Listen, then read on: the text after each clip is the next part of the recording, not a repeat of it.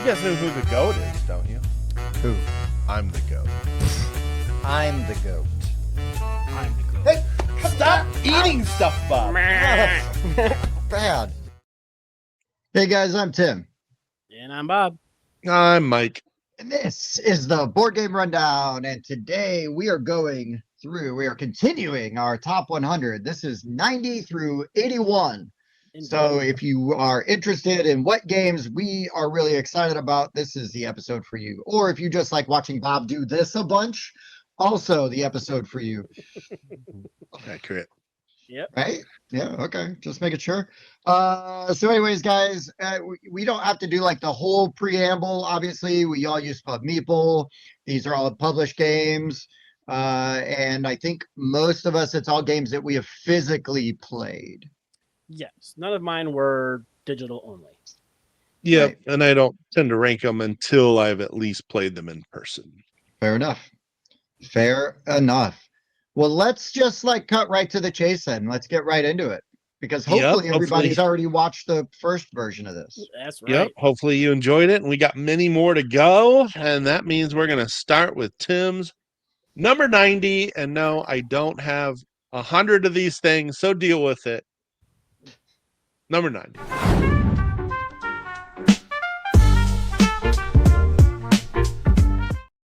I love the People's Mike bucking his moniker and just being like, just deal with it. That's right. But he does have a point. That's a lot of transitions to do. It is. It would be a lot. That we'd only use once a year. Right. I mean, you could use probably the same image, just change the number on it. But listen, let's get it. We didn't waste time with the buildup. Let's get right into this damn thing. So my number 90 is from our friends over at Tin Robot Games. I will say that they did downgrade the box cover. They did not take our suggestion with the Gecko Bob box cover, but Garden Geckos is just a really, really, really, really good tile placement. I don't even know, like it's tile placement, but you're trying to like make those patterns match, you know, so like a little contract fulfillment, I guess, is your... Yep. Yeah, I take tile placement, contract fulfillment, set collecting. Pattern matching, maybe. Pattern matching, there you go. Now, if you kickstarted this game, you had your choice of which box art to get, and you still had the Gecko Bob version available to you, which is the version I picked. Yeah. That's the version. That is the version. You want that version, that's the good one. But the game inside is still the same. Yep, game inside is still the same. All the components are the same. But which the little geckos are super cute. So yeah. I really like this game. I think it's really neat, and I don't really have anything else like it in my collection. This is super high on my crunch per rule ratio. It is very light on rules, but there is a lot to consider on your turn. It just missed my top 100. Much crunchier than it looks. Yep. Yeah, but for sure. Very easy to learn. It's, if you like that dual layer puzzle of Cascadia, this is play a good version of that game. Cascadia is not. You're not wrong, but this is better. Thank you. All right. Oh, there's the cute box. There we go. There it is. Yay! Yep. Yep. But that makes you think it's more of a kid's game if you see a box up like that, and you might burn your kid's brain out if you try to get him to play it. Yeah, that's true. I mean, they probably could play it, just not very well, because there is kind of a lot going on there. Fair. Burn their tiny little minds. Yes, brain melts. My number 90, if you watched our first run of 100 through 91, you will have seen Mike mention Rebirth. I did enjoy the crap out of this Reiner Knizia game. It's very simple, where you're just kind of placing one of those little bits around the map, and you're doing like area majority stuff. You are trying to collect points by, controlling certain areas or building the biggest area of things. You're putting those castles out, these monasteries and whatnot. There's little different end game scoring cards you can get. The board is dual-sided, so you can play an easier version first, then flip it over, and it kind of changes the game up a little bit and what you're doing. But yeah, this game is really good, and I wish I had that version there with the wooden bits. I do not have the wooden bits; I just have the cardboard ones. But the little castles—that's the version I've got there. The castles still look really good. I don't know what I think they're like Yeah. composite wood or something like that. They're really interesting Rewood. material. It's recycled wood. Yeah, it's super cool. So There's a this few one's great. Check it out. European companies that are kind of embracing that material as a Which they should, right? I mean, you go to IKEA and they have all these like sawdust bits left over. Just compress all that down and make little right. board game pieces out of it. Yeah, absolutely. Facts. Mm-hmm. Fantastic box art as well. Indeed. And looking at that, Mike, the page does say 2024 for that box art, and I believe our ruling was that we went off of BGG for the year released. Yep. All right. So I've mentioned, and it's no secret, that I love a good social deduction game. This has made my list every year we've done it, and it is one of my most played social deduction game. And I'm talking about Secret Hitler. I just have a really good time playing this one. I still have a group that every time we get together, we're going to play this game. And it doesn't overstay its welcome. That decision of voting on the chancellor and then revealing that law that gets enacted and then saying, well, they didn't give me a choice. Man, it just works so well. It gives you just enough information to really be interesting as opposed to just, really totally guessing what people are actually doing. There's some information you can use when you're trying to figure out what role people actually are. And this one is one I love. I will be playing this one for years. It's a classic. It's absolutely great. Secret Hitler is really good. Yep. Is this one the Trump of the better version? social deductions. Yeah, that guy saw that. Yeah. It is the Trump version. That's funny. One of the people I play this with would really get a kick out of the Trump version. I should maybe try to track it down. Yep, I've got it. You do? Yeah, when I kickstarted, I got that whole wooden box and it came with all the extra cards and everything. I thought it was just stickers you could put on the cards, but nope, they are new cards. Oh, I need to look in mine because I kickstarted Bob, it with the wooden box. Copies of Dwellings of Elderville I could trade you for. Yeah. Sorry, Mike. Shh, I already got my own. Good stuff. Nice. All right, number 89.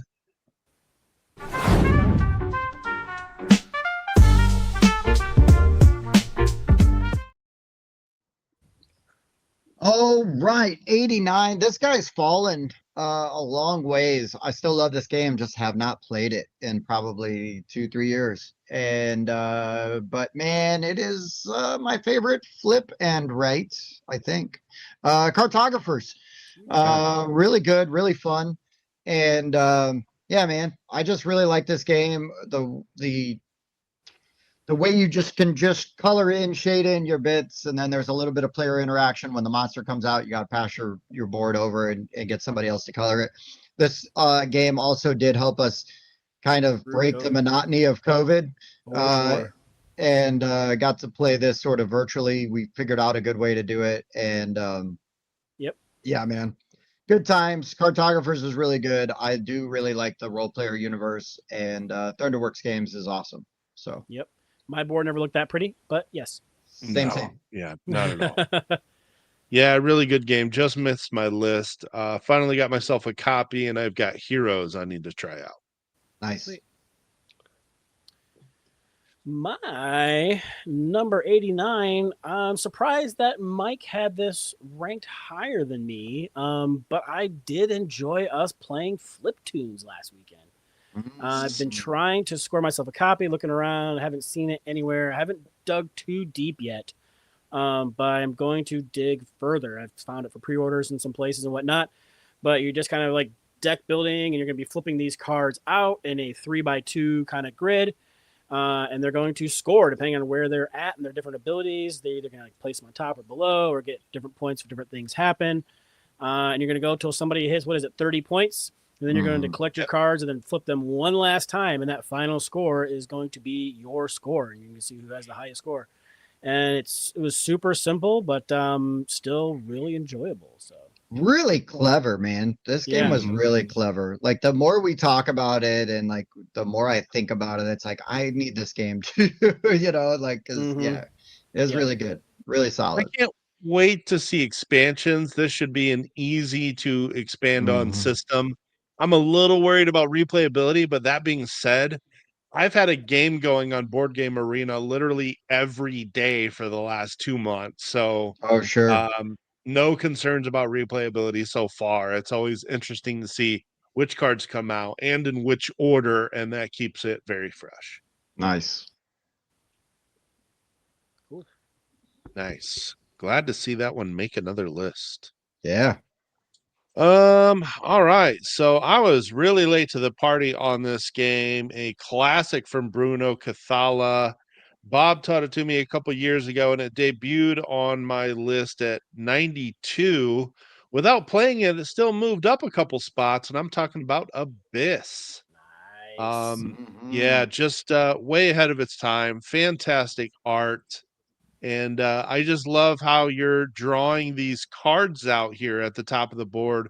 But every other player gets dibs. They get the opportunity to take those cards before you do, and only after everybody else has taken those cards or passed on those cards do you then get to choose your cards from the top. And then the ones that you don't like, you can dump face down into here, and you can pull those, and then you're going to use some set collecting elements to basically bring over these monsters to your side that give you points. What's that?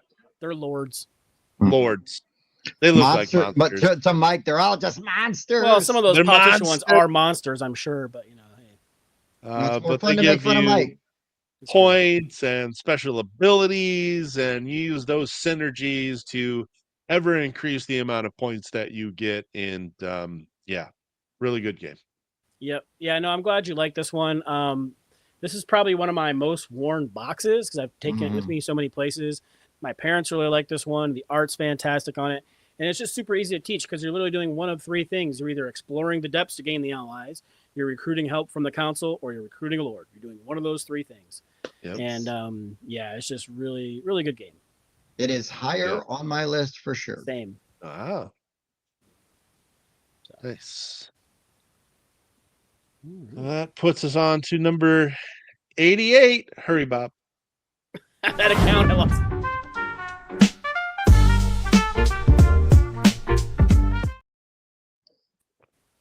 All right, my number 88 again is a game that I absolutely love, but I have not gotten it to the table in a while, and it's fallen off. And I know I'm the one out of this group that is like the champion for this game.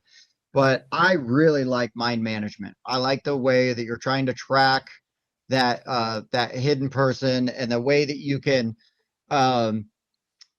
find where they have been. Like, so that's like one of the things that game does really well that I like. You've got those little dry erase discs, and so you can write like a 4, right? So they were here on the 4th move, and we're in turn 6. So they're so there's just different ways you can sort of deduce what's happening. And I also sort of like how the way that you progress. So if one side is winning more, then the other team gets to unlock extra abilities. So that when you play again, so it kind of helps you balance it out as you play, and rewards multiple plays. There's also like all kinds of hidden things you can unlock that are hidden in the box, the rule book, on the cards themselves.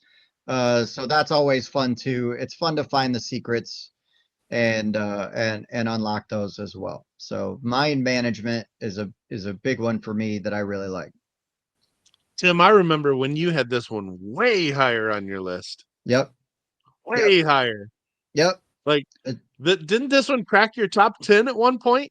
It's probably in my top 20, top 15 for sure. I thought so. I said though, man, we just haven't been playing, haven't had the opportunity to play it. And there's a lot of amazing games that I've just been getting to the table a lot that are getting more attention, and I'm just really enjoying. So, Yeah, it's just exactly. It happens. falling. It's just falling. It Yep. does happen. My number 88. I'm trying to think. Is there a 7-player game on my list that? Oh man, I don't know if there is. The Great Split though is a Mm. fantastic, you know, game with the I split you choose mechanism. You got a pile of cards, and you're going to take your card and stick it in between there somewhere, pass that pile to the next person, and you will be passed the pile at the same time. You're going to choose either the top or bottom half to keep, pass the other half back, and then the cards that you have then will become the cards you're going to start scoring. And don't be intimidated by your player board. It just looks busy, but it's really not that bad. Mm. You're going to be moving those little cubes and stuff up those tracks. You're going to get points from that. And then you've got those little multipliers at the bottom that are going to make those cubes worth even more points as you go. You're going to do this, I think it's like 6 or 7 times, like around. And then after that, you see whoever has the most points. And it's just like I really enjoy like the aesthetic, like the art and stuff on the cards. I really like. It's got a little bit of asymmetry. Everybody's gonna get like one card that's got like a bonus thing to it that's gonna get you some extra stuff at the end of the game. Mm-hmm. But whether you're playing it with like 2 or 3 players or you're playing it with 7 players, the game length is going to be the same because everything is just done simultaneously. And any game that can play 7 people all at the same time and not make it take forever to play Right. is good for me. So yeah, this one was really happy when we learned it at IndieCon or Spiel or whichever one it Yeah. was. One of And those. yeah, one of those. But yeah, there Yeah. goes 1, 2, 3, 4, 5, 6 rounds. It looks like.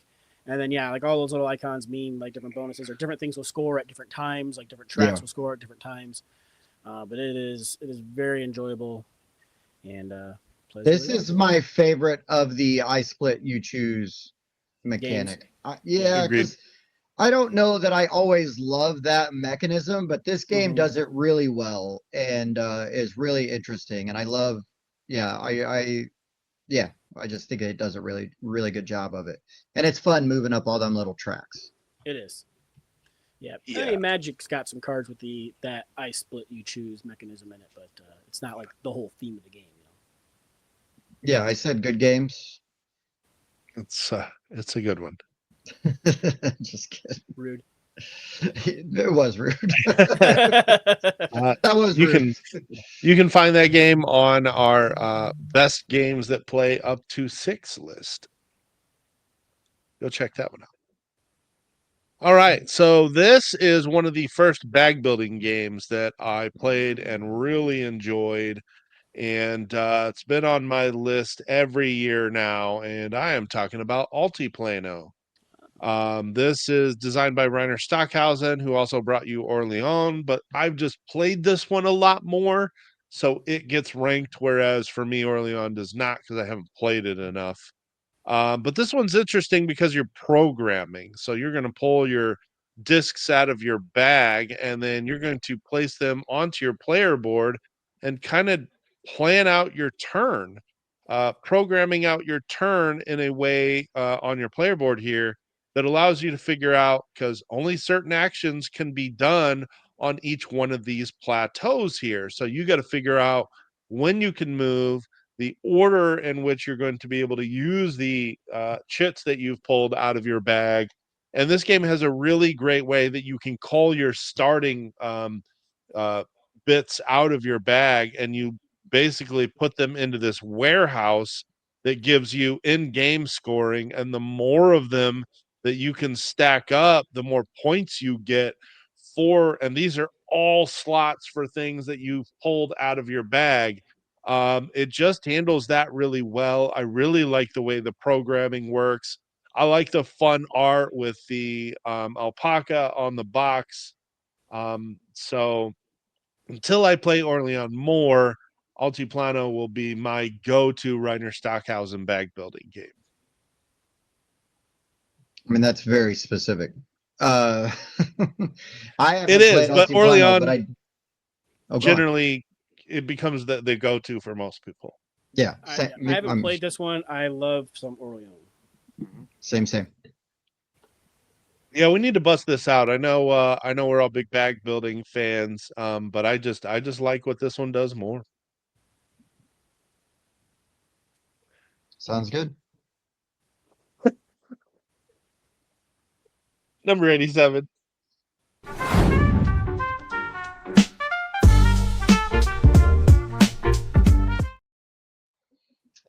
All right, 87 is a game we just played it in its final form recently for the show, so you should check out that video. But I gotta put up Solar Titans, man. I do like this game. It's a really fun sort of deck building game as you building onto your ship, you're firing off, and you're trying to take people out. I think that if you're gonna play with more than one or more than two players, team mode is the way to go. Um, I just think it's cleaner and a better experience for everybody, but I still really like the game. So if you can get it to the table, just get it to the table. Solar Titans, sunny side up games, really fun. Yeah, it Yep, definitely super has some interesting. unique mechanics I haven't seen in deck building before. Mhm. Yep, and I do agree. Either like 1v1 or 2v2 is the way to go. Yeah. Yep. Speaking of 1v1, I could definitely see this game getting higher with more plays, but unfortunately, I've only played it I think 6 times or so. Tag team is Back a great again. 2-player game. Scorpion Mask, man, they've been knocking out of the park with some 2-player games. But this one, you got a whole slew of tarot-sized character cards. You're going to choose 2 of them. Those are going to be your heroes. They each have unique decks to them and one starter card. You're going to take those starter cards. You're going to choose which one's on top, which one's on the bottom, and you're going to put it down. And then at the same time, you will simultaneously reveal. They're going to fight each other. Reveal the next card. They're going to fight each other. You're going to draw 3 cards off of your because those 2 character decks are going to shuffle them together. Draw 3 cards off that deck. Choose one, and then those 2 cards stay in the same order. But that one new card can go in the front, in the middle, on the bottom, wherever you want it to go. And you're going to put your deck back down, flip them over, do the same kind of thing. And then every round, you can keep adding one card, and you get to choose where in that stack you want to put that card. Mhm. And I really want to just keep playing this more. I want to keep trying different combinations of characters together.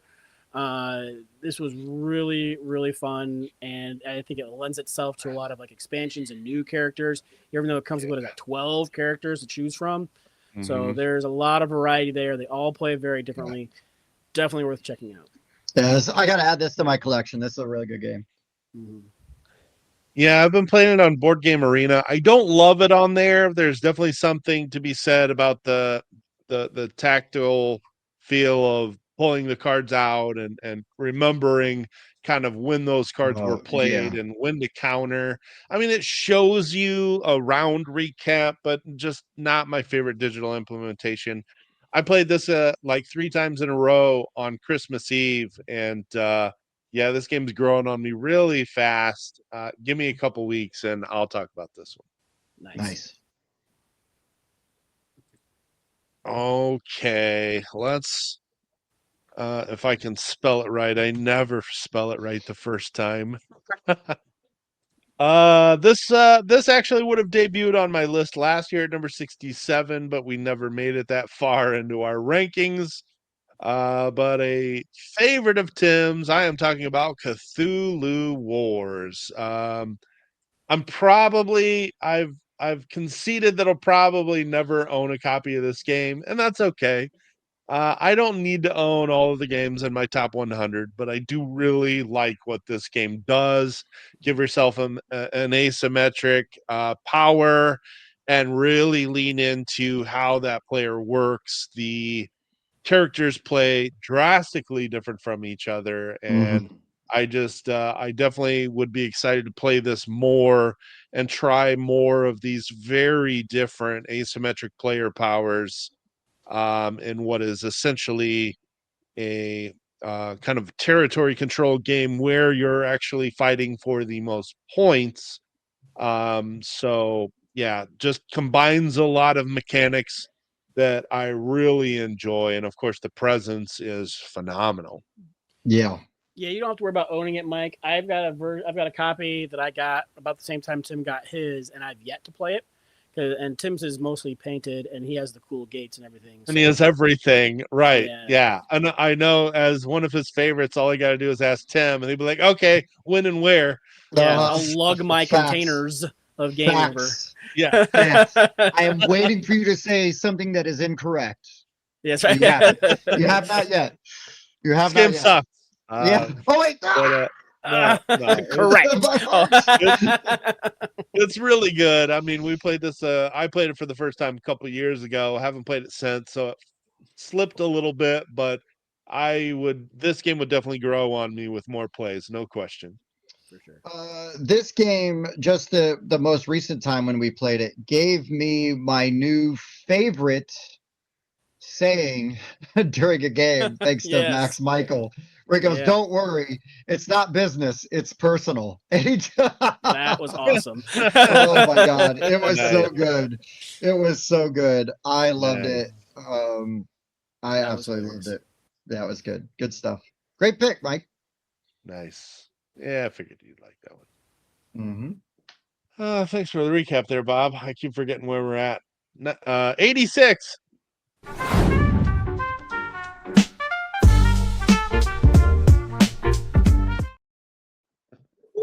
All right.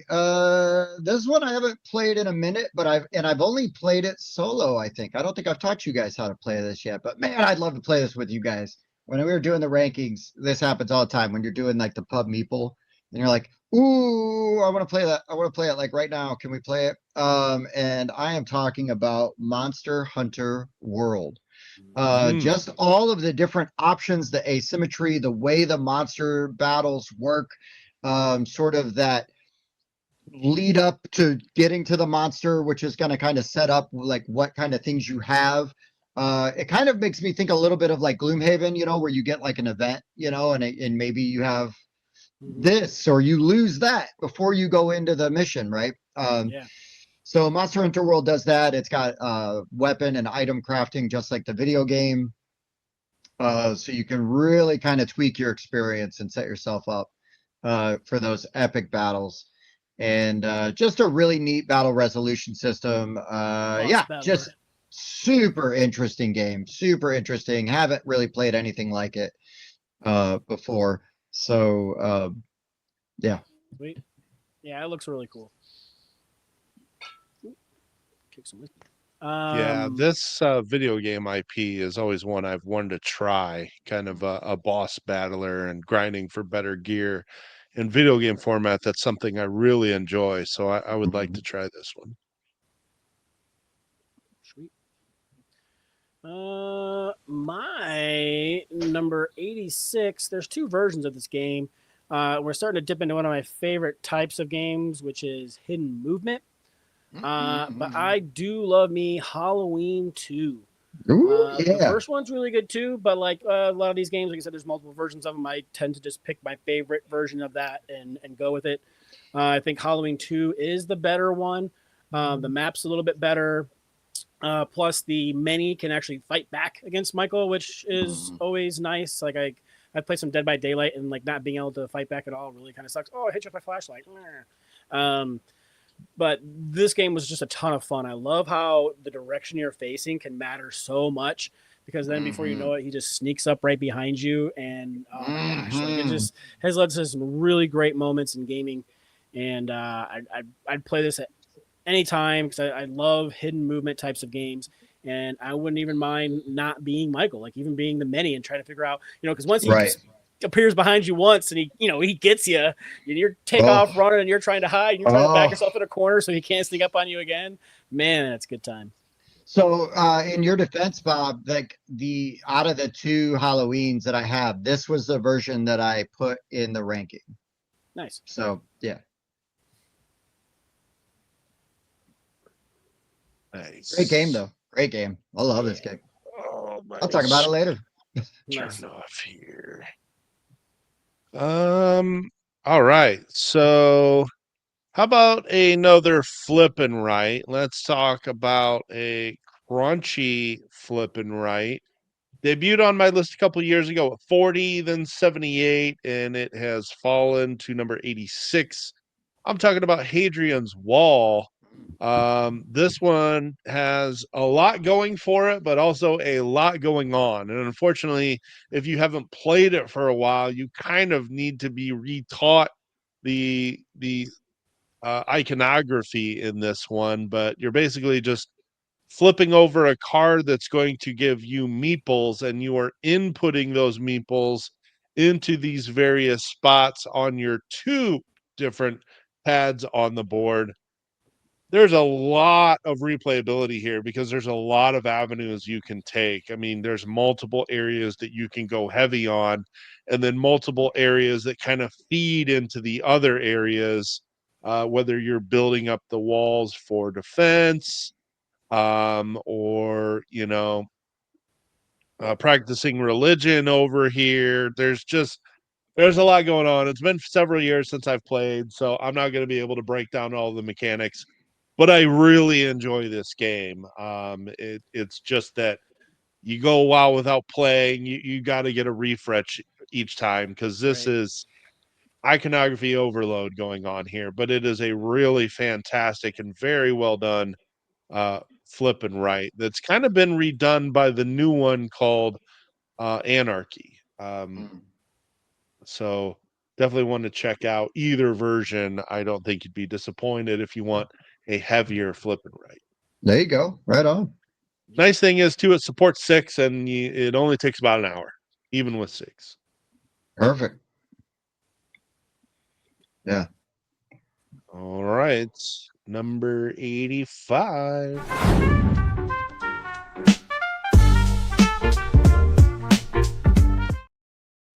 By complete coincidence, this showed up at 85. I played this game for the first time this year. It is a reprint of Six Nymph or whatever it's called, but Take 5 is my number 85. I was actually just playing this last night with some family. And man, just you want a game where you're just cursing at people because they're playing cards lower than you. You're just trying to, you've got 10 cards in your hand, they've got numbers, and when they go out, they've got to go to the pile that is closest to them. If that pile gets, if you are the 6th card to enter that pile, you have to take that whole pile. You're scoring points. Points are bad. Low score wins. So yeah, man, this game's really fun. I really enjoyed playing it a lot with the Rossies and Andrew Styles at Origins. And yeah, really good. Really enjoy it. And it's a great game from Amigo. Yeah, that is a good one. Yeah, this one is a lot of fun. I should pick up a copy. There's a reprinted version that I've seen circulate that came out this year, called Can't Take the Heat, I believe it's called. And it uses peppers instead of bowls on the cards. It's probably the version I'm going to get just to have a different sense, right? version. It's too spicy. Can't take it. We want fewer. Too spicy. Too spicy. It's too Oh, spicy. no, too spicy. Probably pick that one up just so I got a different version of it for fun. Sure.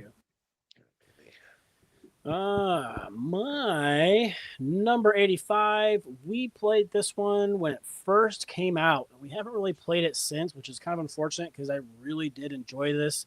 It offers one of those things I enjoy doing with your inventory where you have the little squares and you're trying to like see how much stuff you can fit inside your wagon as you travel down the dark road. But the Merchants of the Dark Road is a very cool game. I love the art and the aesthetic. I like that you're working your way around this town, trying to collect items and stuff that you want to take. And when you're ready, you're venturing out. And then there's different encounters that you'll have. Eventually, you'll get to the town where you can like drop people off who are going to go there, sell your goods and whatnot. But this is just a really enjoyable game by Elf Creek. And I want to play this one again. It's been too long, and it needs to see the table. Yeah, this just was outside of the top 100 for me. I need to give this one another shot. It was kind of clunky to learn, and so I just need to try it again. Bob and I will give you that opportunity. So we'd like. I'm literally taking notes. Sure, you would. All right. So talking about slipping down the list. This one debuted the first year we did our rankings at number 44, then number 63.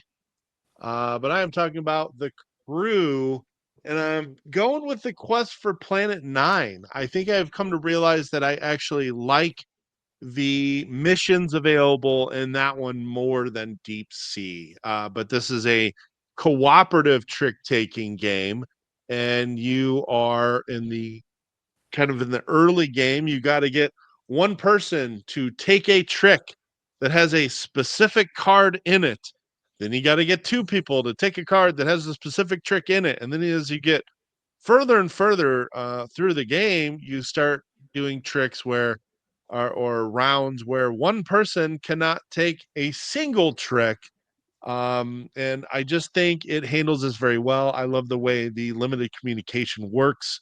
You can put a card face up on the table and indicate if that is the only one of you have of that suit, or the highest, or the lowest. And I just think it does cooperative trick taking very well. I've just played a lot of really good trick taking games this year. So this one has kind of slipped a bit, but I still think it's very good at what it does. And way better than the Lord of the Rings trick taking game. I will agree with that. Yes.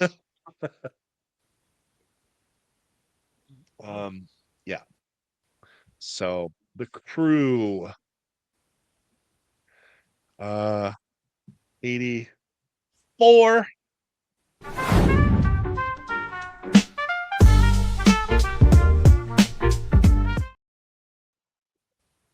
All right. This one is new to me this year, but I really do like this game. From around the stump games, I'm talking about Outrun the Bear.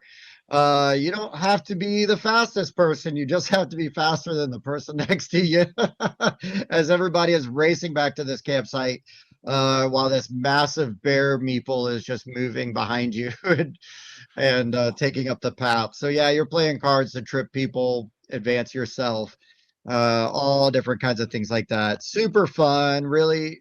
I don't know, man. It's just goofy fun. Really enjoy it. Great table presence. So yeah, Outrun the Bear. Really good. A lot of fun.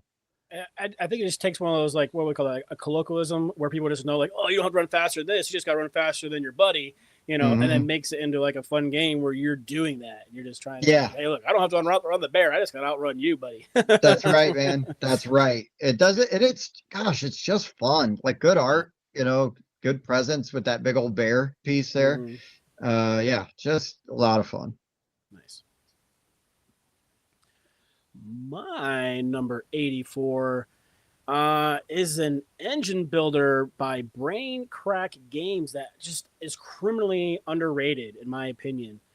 Venice is fantastic. Like, you've got this gondola with this, this dude, and he's going around the waterways, and he's stopped at these different buildings where you have workers, and you're advancing these workers, and the further around the building that they are, the stronger that their ability becomes. You can also just kind of sail past and take actions with them, but you don't get to advance the worker then. And you're doing contract fulfillment, but it's just very satisfying. And there were some kind of complaints with the board. Yeah, that board right there, where if you had multiple people playing, it got super crowded.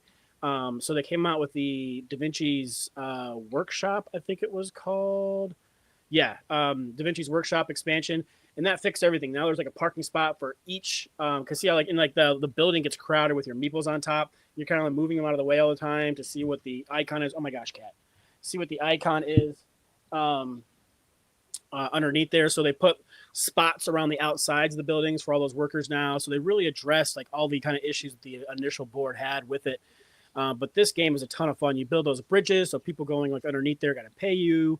And then you're paying money to move around all these different spots, but you gotta be careful because if you pass another gondola, you will rise suspicion. And if you become, and the Inquisition is looking for you. And at the end of the game, if you have the most suspicion, you cannot win regardless of how many points you have. So you got to try to avoid becoming too suspicious as you play the game. But this is just a super fun, super kind of thinky engine building pick up and deliver the contract fulfillment game that, like I said, criminally underrated. It was at rank overall 6,000. Man, no way. There's not 6,000 games better than this one. I think it got review bombed a little bit early because of that board issue, and I don't think I don't think people went back and like retcon their vote, you know their rating. vote. Well, this game sucked. I didn't have room. Right. And it's like, well, you can the board can have like a flaw like that, but if the gameplay is still really good, then shut up. Like just play the game.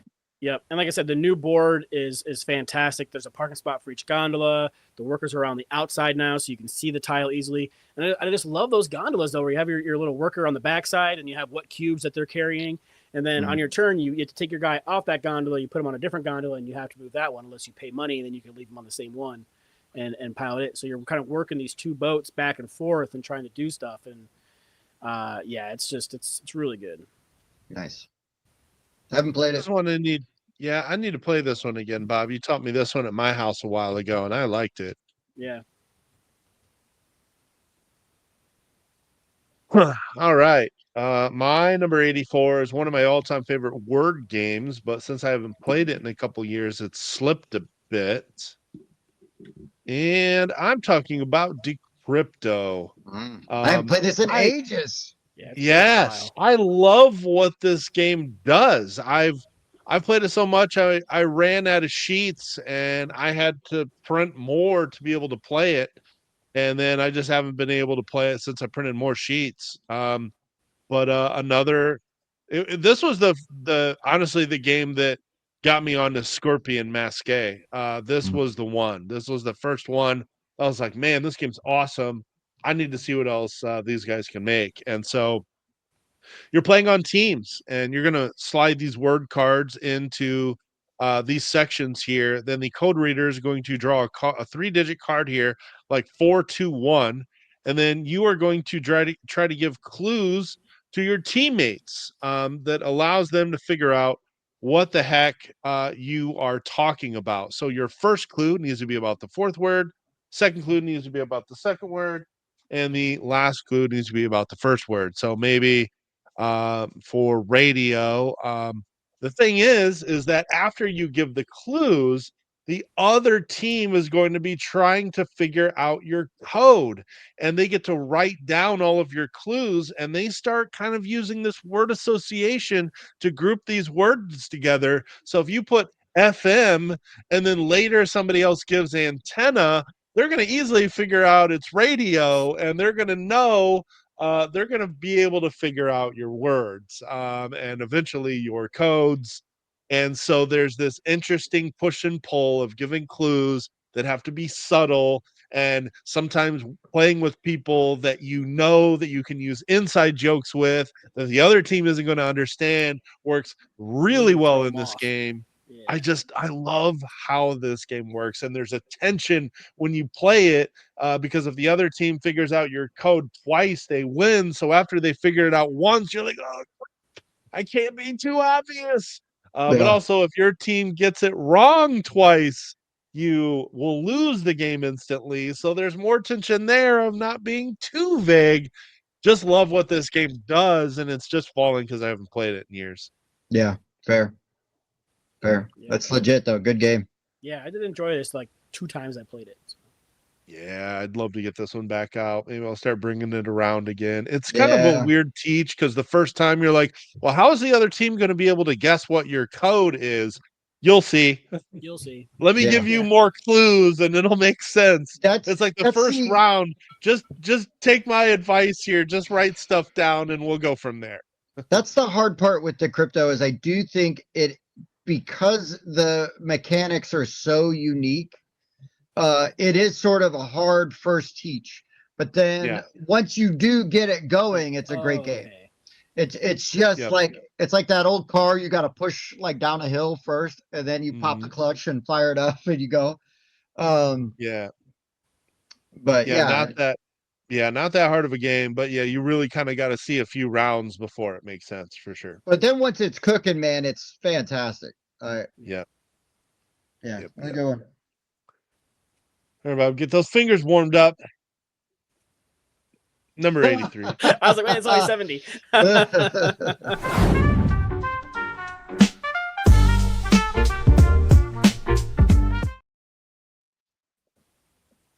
All right, 83, man, it's a great co-op. Have not gotten to this game to the table in ages. We need to fix that because I got expansions to play for it. And it's so important now more than ever to kill Hitler. We need to play Black Orchestra. Let's take them Nazis down. This is a really good, difficult co-op. But what I love about this is it sneaks in like a fantastic history lesson too. Like you're learning about things that actually happened and the timing of the events and all of that stuff. It's just really cool and it's really important.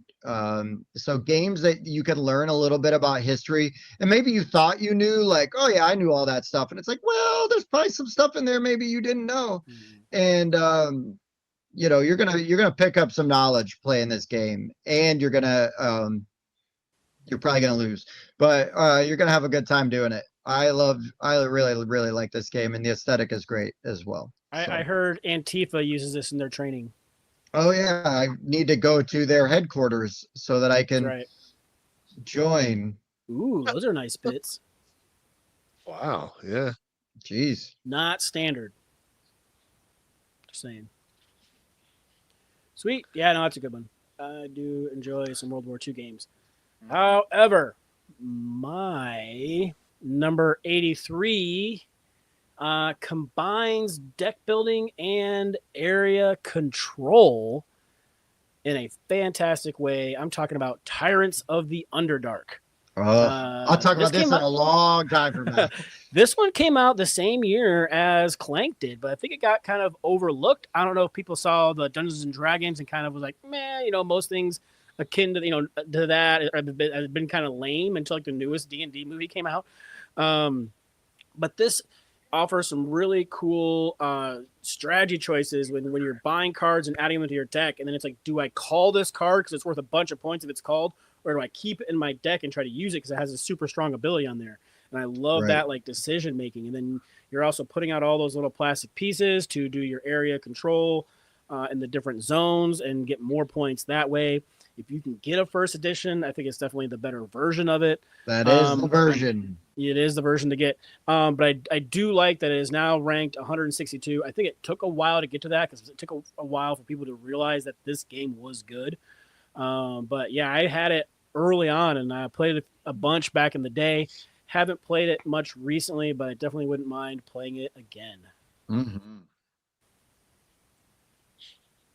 This is one I only got to play once, and I just need to play it more. It just barely missed my list. It is really good, though. All right. So first, I apologize. My girlfriend is on call today, and that means my dog is demanding attention at the worst possible time. Those who have been watching our channel for a while will recognize my dog always needs attention in the middle of a recording. Mm-hmm. She needs to come over. All my right, let's dry.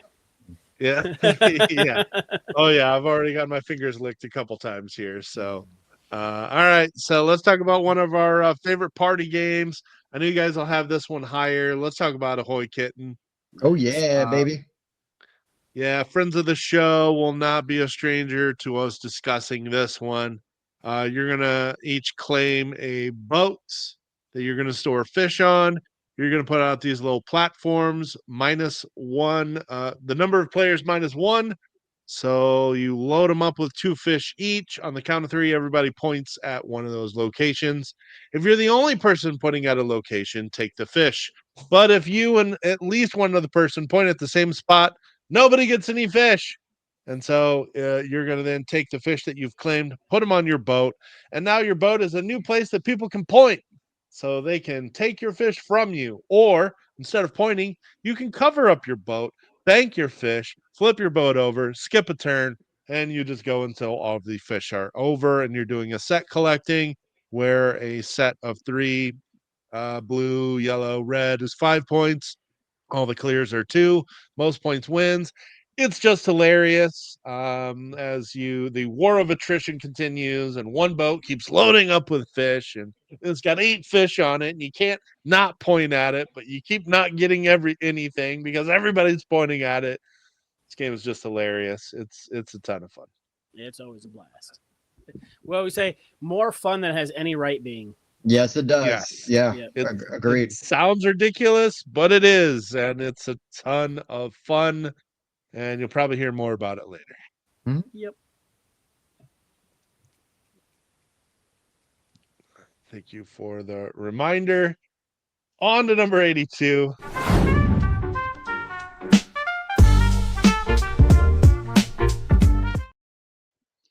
Woo, this one has fallen, but there's some games that maybe just do this mechanically different this mechanic in a different way now.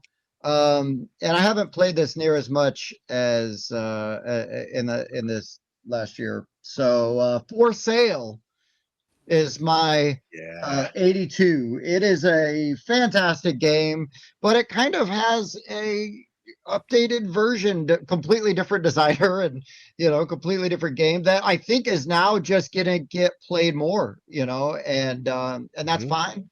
I will always love For Sale. It's not a knock on it. It's a fantastic game. It is a classic for a Yep. reason.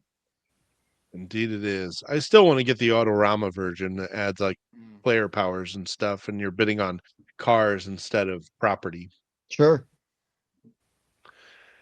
It is a good one, but you're right. The updated version has kind of won me over. Similar mechanic, different designer. We'll talk about that later. Nice. Yeah, I still haven't actually played that one. I don't think. Yeah, but maybe once or twice. But Good game. My number 82 was talked about in our previous episode, but it is my favorite hidden trader game, and that is Unfathomable. Man, it's fallen so far for you, We Bob. haven't played it. Yeah, that's fair. Mine's still way high, but yes, that's. So I like Mike was saying the other day. This is your people on this boat. You've all got your roles to play to try to keep this boat moving toward your destination. But then there's going to be hybrids and cultists that are trying to stop you. These deep ones will come out of the ocean. I love how as the boat moves, the monsters will kind of like slide towards the back to kind of simulate the boat moving through the water. You are trying to manage your insanity or your sanity, your food, your citizens, because if you run out of people, you lose as well. And then you're trying to do your hidden trader stuff. The nice part about that is you've got that chaos deck, which will always kind of can throw a wrench in there and help you out when you're trying to pretend like you're the good guy. And but this is just a fantastic game. If you like hidden trader or types of games, then you should check us out. If you like Cthulhu types of stuff, this is just a really fun version worth playing. Yep. Great game. Would love to play this one again. All right. Speaking of how the mighty have fallen, I had this one at 32 the first year we did our rankings, then 43, then 73. And now here we are at number 82 because I only played it that one time. And I'm talking about Lords of Hellas. Classic dudes on a map kind of hybrid game here where you've got multiple different ways to win the game, whether it be territory control or building up these monuments or taking the last swipe at a monster. Fantastic table presence, probably one of the first games that really put Awakened Realms on the map. And I would definitely like to play this again, or at least finally get my copy of Lords of Ragnarok played so I can compare them. But I love everything that this game did, and it just hasn't hit the table since. So That's Lords of Ragnarok. I mean, it's also there's a lot going on here, so revisiting it, it would have to be an appointment game for sure. Oh Yeah. Basically relearning. Yeah, exactly. The last one for the day, it is number 81.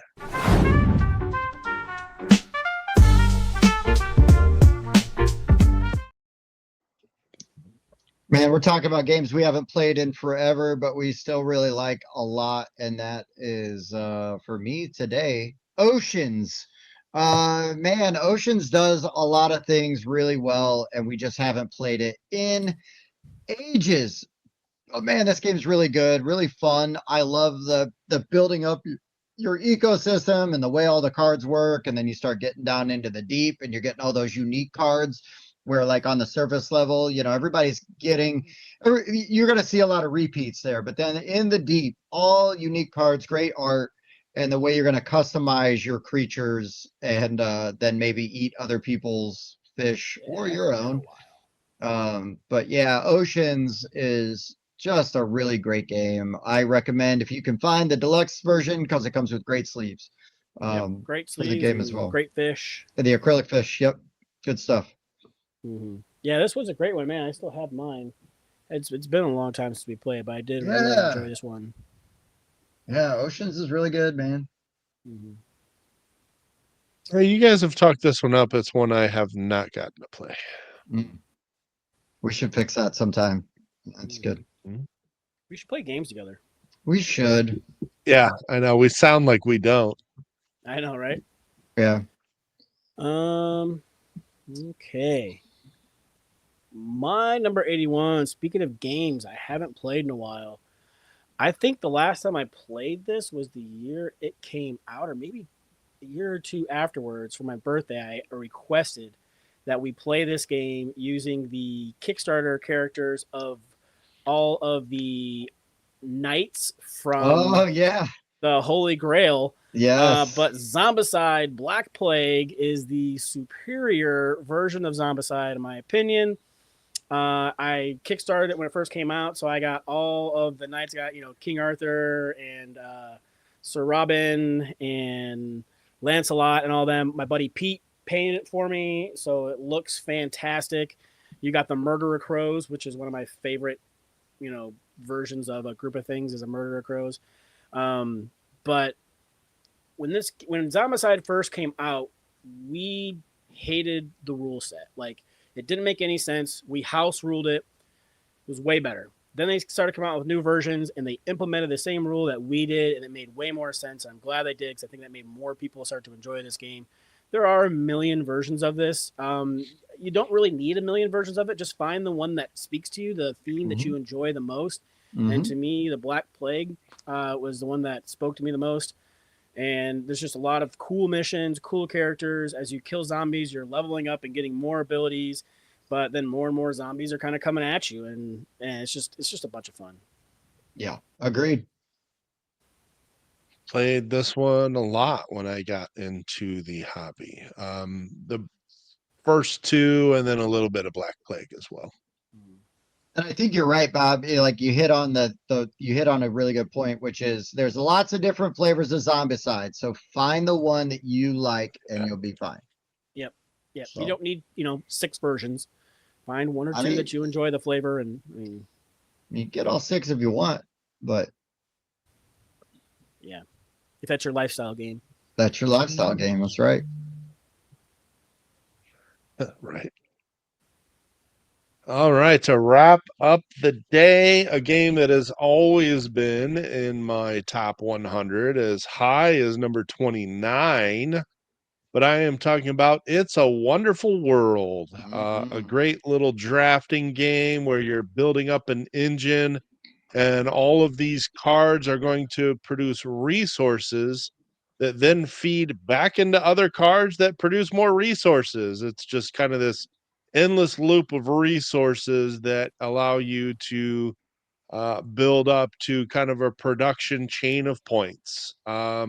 Really like how these cards synergize off of each other after you've input the resources they need, you slot them over here, and these are all of the things that they produce. And there's a really interesting kind of comparison phase where when you're producing, if you produce the most of a particular color, you actually are going to get bonus resources off of them. It's a really well done game. It's not great at 2 or 3, much higher at the higher player counts of 4 and 5. I very much recommend playing with the Ascension and Corruption expansion, which takes this up to a 7-player game, but very good game nonetheless. Yeah. I didn't care much for this game the first couple times I played it, but it has really started to grow on me. And those cubes that you just had up there, Mike, are way better than the normal cubes that come with it, because those black and green ones, I have such a hard time with those kind of like semi-translucent, cubes and telling like which one is which. Those cubes are so much better. If there are any manufacturers or whatever listening right now, use these cubes, okay? Because it's so much easier for colorblind people to discern, like which one is which, because it's got so much more pigmentation. You're not have to worry about like what's behind it that could be throwing off the color and everything to it. Those cubes right there are really nice. And I should just buy some to put into mine because I think I would play it more often. Yeah. I wonder, I've never even seen the plain wood cubes. I wonder which version comes with which. Yeah, I mean, I only have like base version of this game. If they've got like a more like deluxeified version that has like expansions in it plus those cubes, I would totally rebuy this game. Yeah, the expansion didn't even really come with extra cubes. They were still those kind of translucent ones. So yeah, and they suck. So yeah, I hear you. That's weird. I've never seen the wooden ones before. Yeah. Sounds like we just need to buy Bob a bunch of cubes that are wooden cubes. And then that's a really good extra idea. Cubes. They could just throw in what he needs. Right, just have a big bank of them somewhere and be like, how many do I need? 20 of these, 20 of these, 20 of these. Here we go. Boom, there we go. Game fixed. Right. I can play. Well, all right, guys, we've made it through our list. I guess we should do a recap real fast. Let's do it. Mm-hmm. All right, my number 90 came in hot with Garden Geckos. Then I had Cartographers, Mind Management, Solar Titans, Monster Hunter World, Take 5, Outrun the Bear, Black Orchestra, For Sale, and Oceans.